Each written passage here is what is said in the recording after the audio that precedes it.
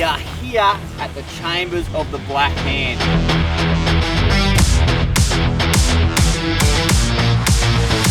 I got a pink one! Well, this is Emma, folks. Emma is just getting us to sign some forms, and she's about to explain to us what we're in for. Guys, look, there's Disney characters here. We were heading the right direction, Aiden. This way.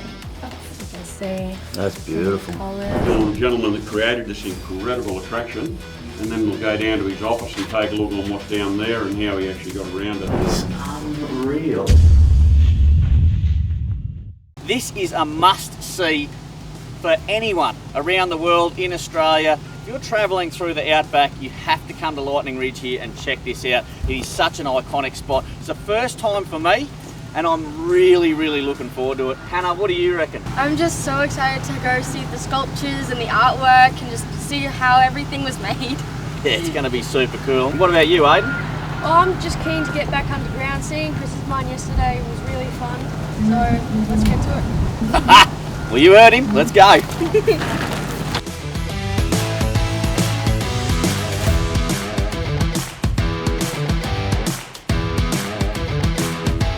Ned Kelly, Famous Faces, Baby Elephant, oh, Shark and Nemo. Oh my gosh, Elvis.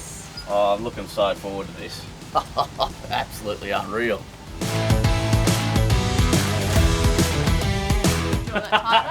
It's I perfect. can No, that's spot on. You want a pink one or a white one? Pink one, Pink, please. I got a pink one. Well, this is Emma, folks. Emma is just getting us to sign some forms, and she's about to explain to us what we're in for. You're in for a real treat today. You're going to go down 84 steps down the staircase. You'll meet a tour guide and they'll give you an introduction, tell you all about the sculptures and the guy that did them all. Then it's all self-guided from there. You can have a look at all the carvings, enjoy tea and coffee at the end, and of course the jewellery and the opals. Oh, awesome. So we can get some souvenirs. That's going to be absolutely unreal. All right, 84 steps. Let's go.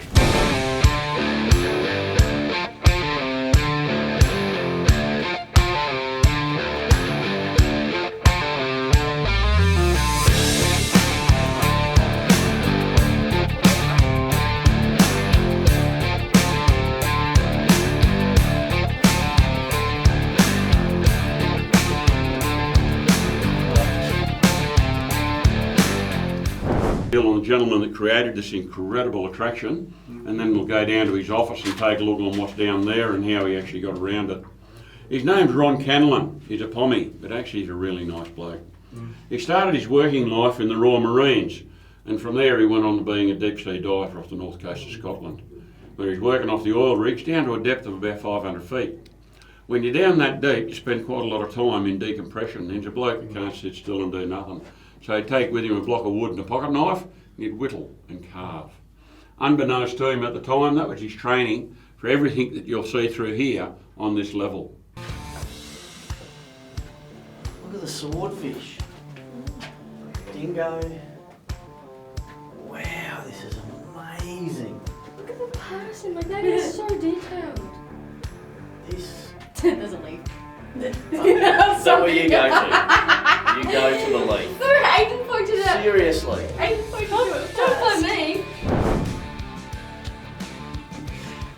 You're the size of it. So you would find that funny. I love the frog. Isn't that the crazy frog? Guys, look, there's Disney characters here. We were heading the right direction, Aiden. This way. And what R2D2! Yeah. Oh, these are Wookiee. Were these a Wookiee? Ewok. Ewok. Oh, emergency use only. We're back here, then we have to go down here. It is unreal. Wow. That's incredible. The Line Monument in German. Has he got a spear hanging out of him? Looks like it. Wow. Well, the Lion of 𝗬𝗢𝗨'𝗟𝗟 is a sculpture of Lucerne, Switzerland, designed by, okay, we're not interested, Tuileries Palace in Paris, France. Mark Twain praised the sculpture of a mortally wounded lion. Hey, Hannah, and moving piece of stone in the world. That's Egypt round here. Okay. Have a look at this. Have a look at this. The Pharaoh. And it's even playing the music. It is too. You like the cats? Yes, and even does the. That one won't give you allergies. No way. No, this one's made out of stone. Yeah, it's super cool. This is next level. Holy wow. Oh, minions!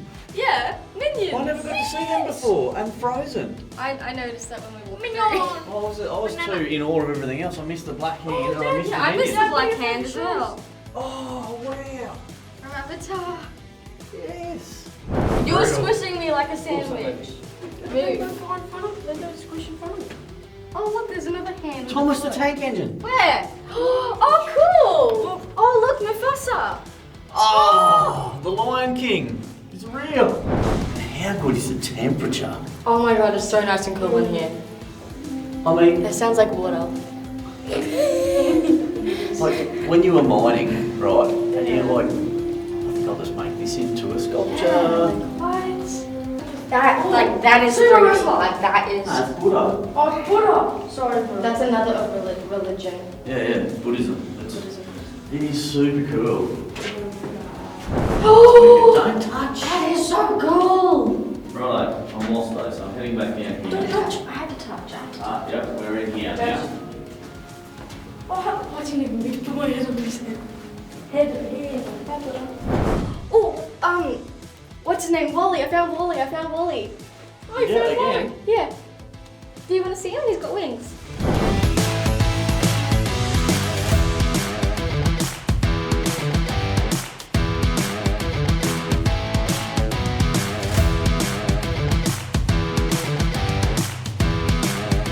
Oh, here it is here. There, go back around here. Alright. Go point things out. Yeah. Wow. We have actually made it to do that. Hey, welcome to the Chambers of the Black Hand. My name's Rachel. Do we know why it's called the Chambers of the Black Hand? No. There's a black hand. Where's the black hand? Is it because there's a black hand? Is Yeah, that that's what you said? right. Yeah. Okay.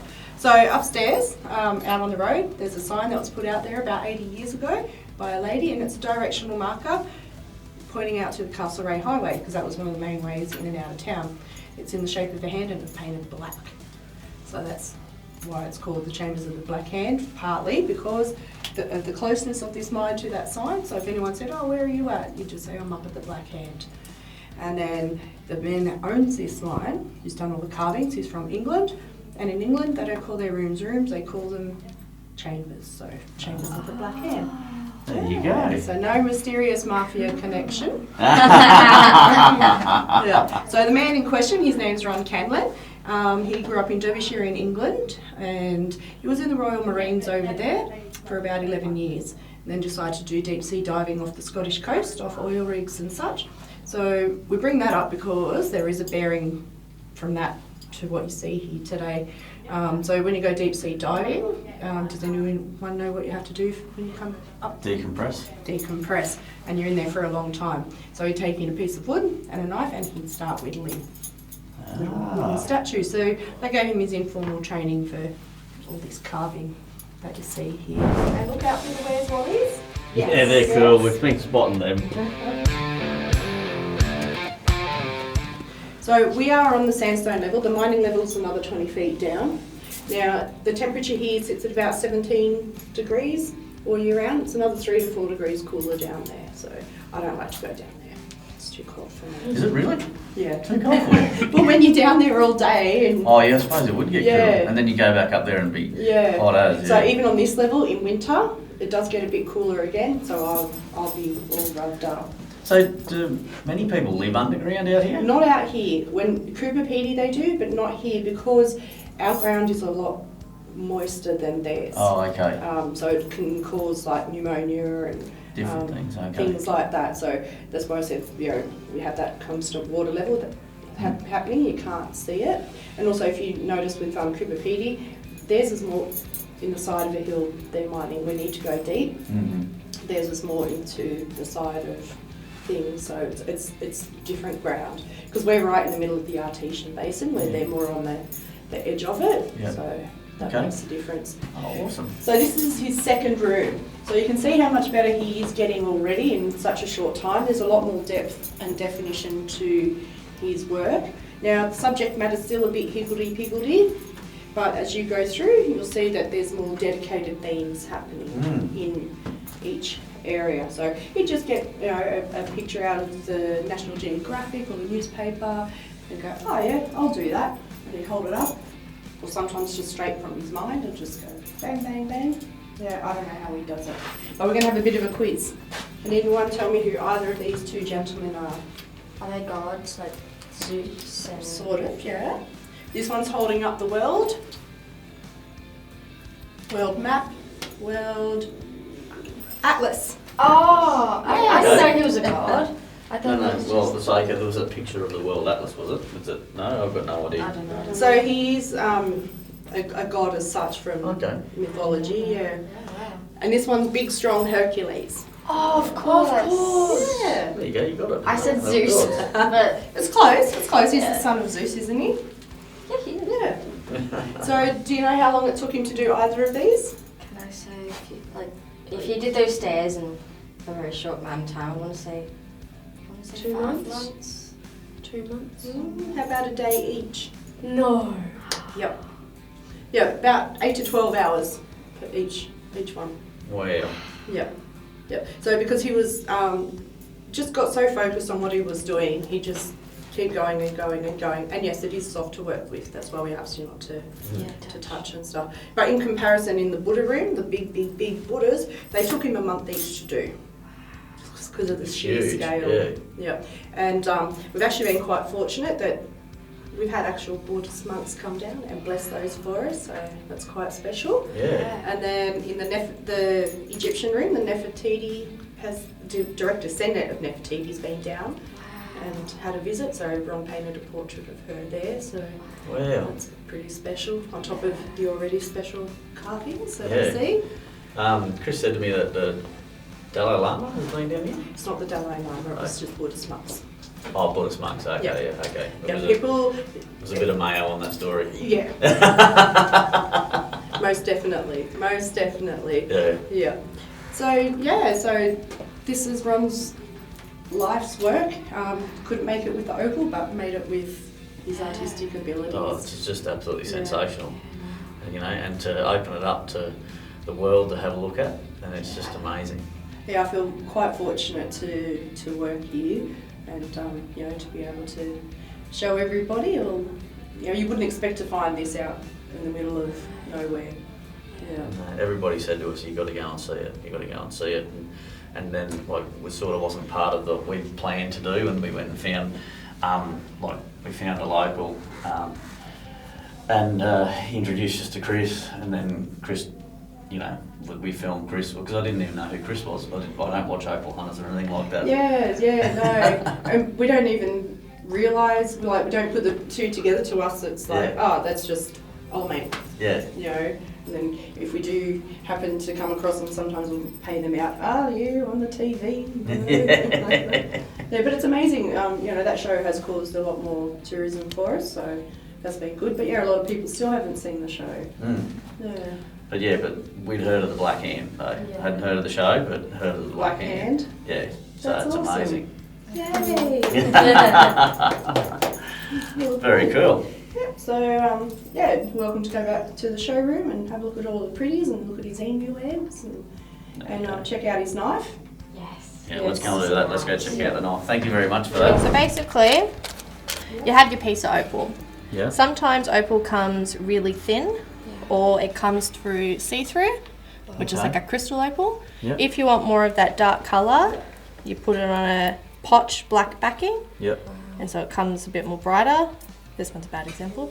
So that's a doublet. If you've had to put a potch backing on it to get that colour Oh, it's a emphasis. doublet. Okay, yeah. A thinner piece of opal, you put a clear resin or whatever they use, some people use quartz, on top, and that's what is a triplet. Oh, okay. So it's got the 3 layers, the 2 layers, or you have a solid opal, which is just the opal on its own. So Yeah. it doesn't need any extra helping hand. So that's the difference. So triplets are more affordable because obviously it's had those 3 extra layers. And then you have your doublets and then your solids as you go further up.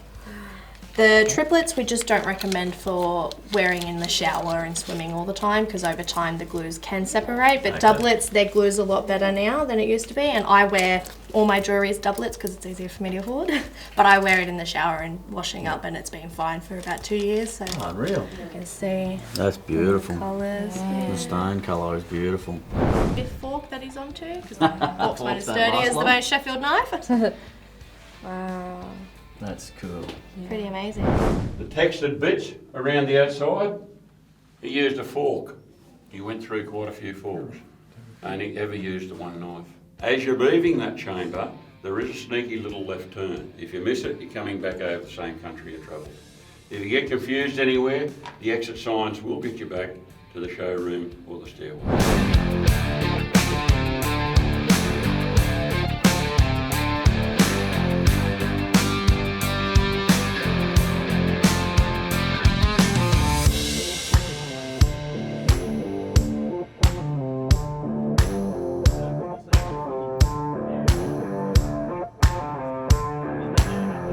Opal is formed by water, moisture, coming down through the layers of material. As it hits the sandstone and coming through that sandstone, it's leaching out silica. As it gets below the sandstone, that silica-laden juice fills in cracks, voids and crevices made by rotting vegetation, bones, shells, teeth, all that sort of thing. And then over a period of time, the moisture is drawn out and you're left with that solidified silica. So when they started digging at the top, everything was done by hand. There was no machinery. Biggest machine they had was a windlass drum with a crank handle on it to wind your bucket up and down. Right?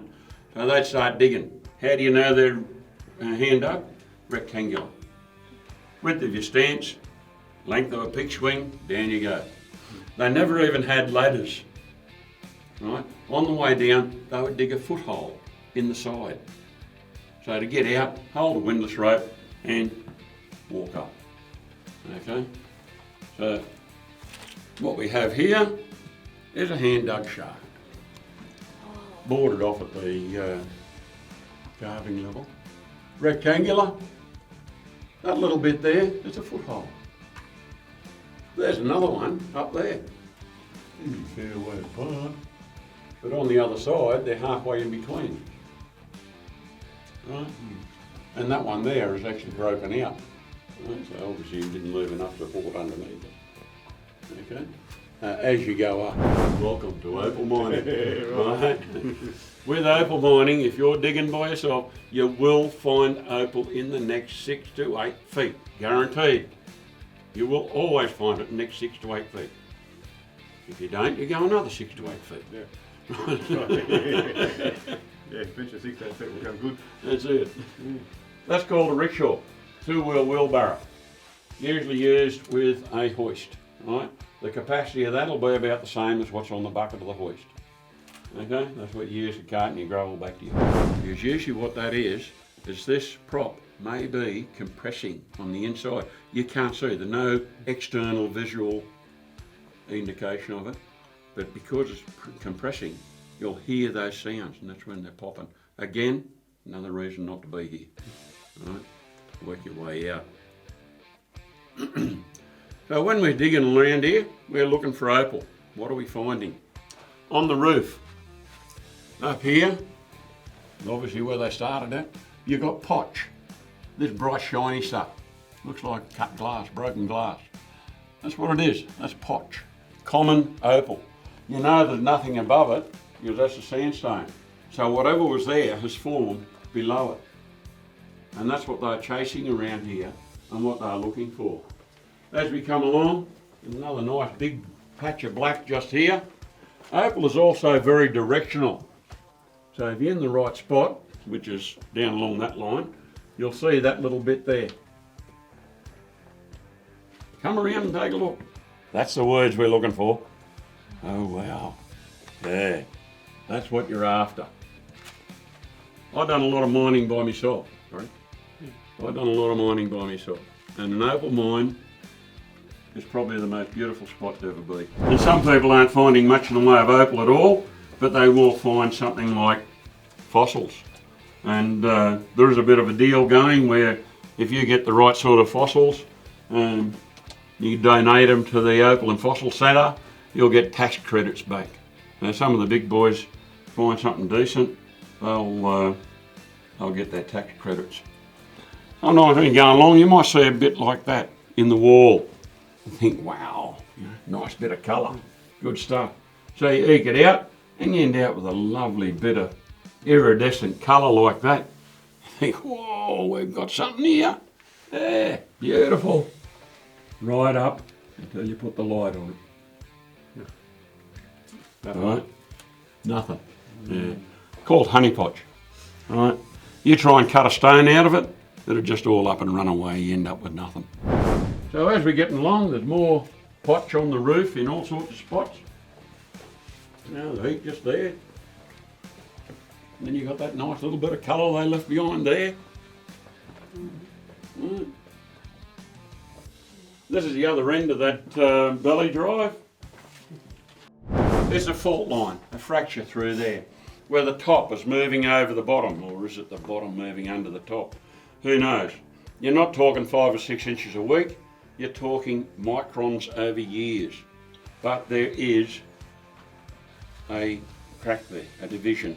Water may get in, opal may fall. This here was a hand dug shaft that they filled in from the top. Okay, obviously security, stop people getting down it. And that is the natural fall of that material. Here that's called a turkey nest. Okay, and that's why it's a little bit warmer here, because the main bulk airflow is blocked off. There is a 9-inch prospecting shaft just there. They drill down and that provides plenty of air through here. Okay then, how else do we find opal? Witchcraft. I call it that because no one's ever been able to explain this to me in a way that my feeble mind can understand it. But all it is dowsing, water divining, all will be coming through there. As you're walking along with them, that's what happens.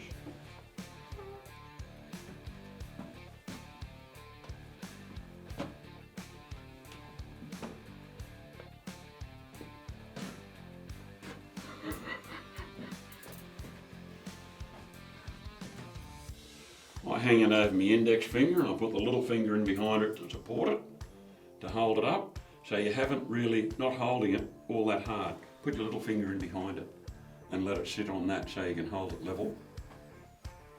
Not a hard grip, very soft grip.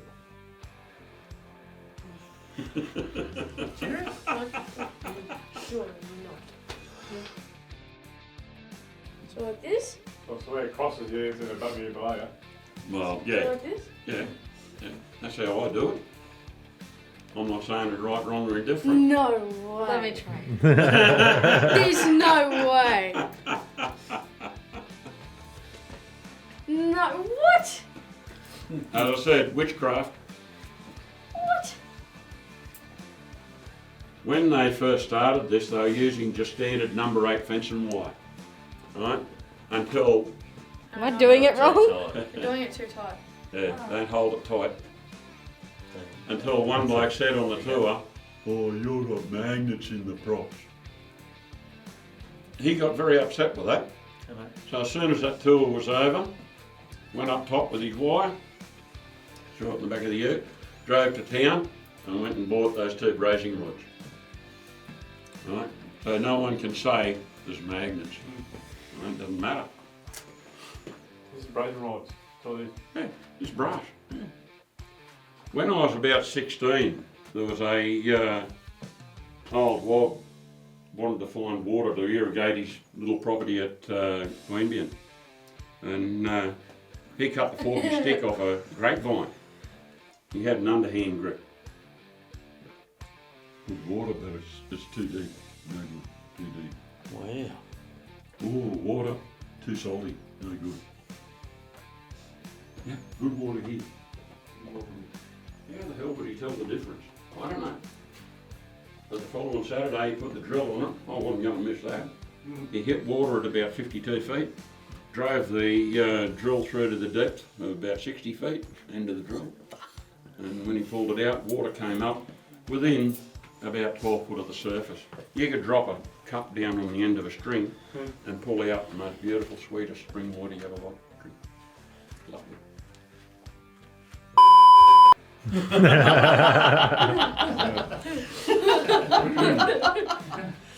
It's a good party trick, isn't it? Like people say, oh, it doesn't work, it doesn't.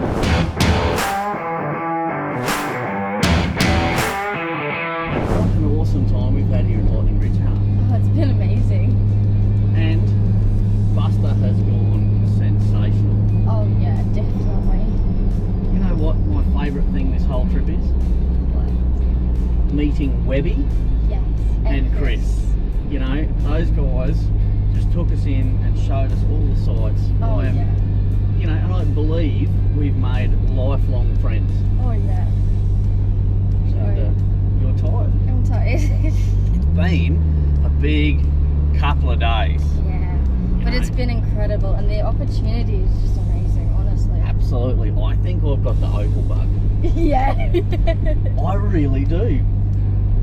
I said to Chris and 𝗬𝗢𝗨𝗟𝗏, I said, can you guys find me a plot? I want to, you know, bring the family down here and go prospecting and just have a bit of fun. Oh, yeah, you know, prospect during the day a bit, you know, in the morning, go to the Hilton for lunch, you know, head back out. I reckon it's going to be super cool. Oh, yeah. It is. And now we're off to 𝗕𝗢𝗨. Yes. We're going to get a nice, hopefully, steak at the 𝗕𝗢𝗨 pub, a couple of cold beverages. I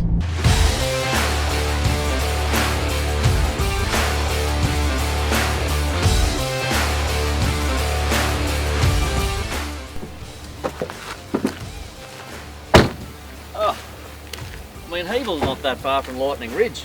I hope they are still doing meals and these guys are actually on Queensland time, not New South Wales time.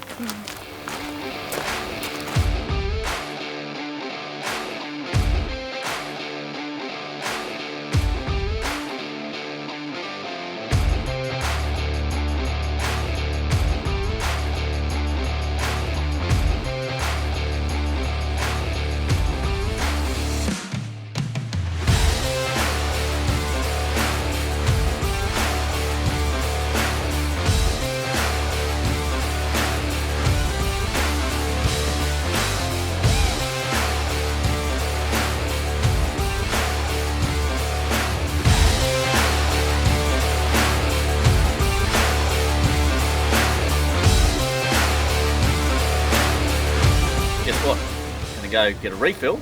I'm going to walk straight across there and get myself a feed because you're allowed to take a beer across the road. How good's that?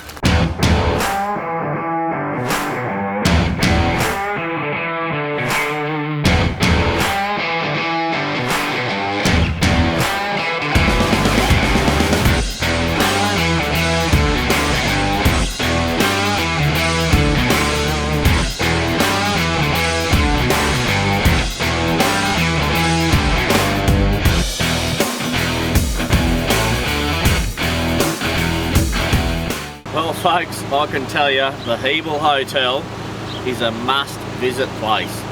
We got the best food, the coldest beer, and I tell you, I actually would love to stay here. So I put it on my bucket list to come back and camp a night here. What do you reckon, Helen? Oh, definitely, yeah. Well, just the atmosphere is unreal. Oh, yeah. What do you reckon, Abe? The food was spot on, drinks were nice and cold. Yeah. I'd love to come back. I didn't actually Absolutely. believe that how tilted it actually is.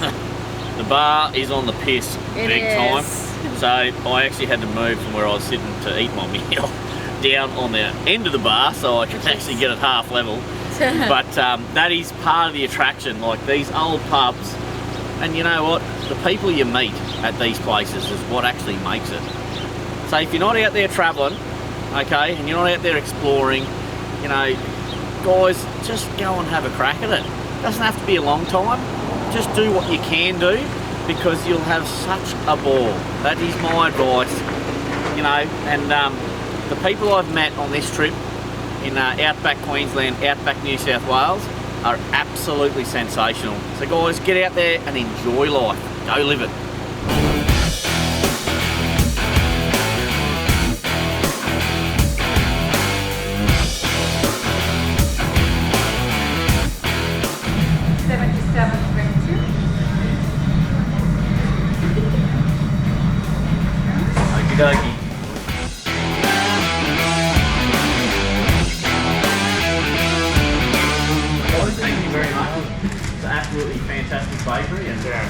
welcome to Australia, and thank you very much for creating such wonderful food.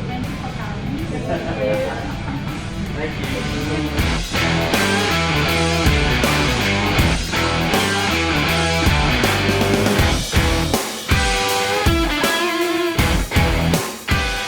Dr. Pepper is super yummy.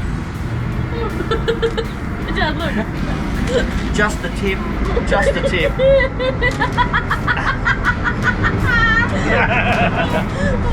And I'm with this. I'm the only girl out of these 4 boys.